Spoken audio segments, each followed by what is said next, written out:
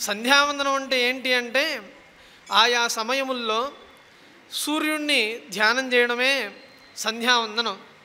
నోదకైర్జాయతే సంధ్య న మంత్రోచ్చారణాదిభిః సంధీయతే మనోయత్ర సాసంధ్యేత్యభిధీయతే అని సంధ్య అన్న పదానికి పెద్దలు నిర్వచనం చేశారు.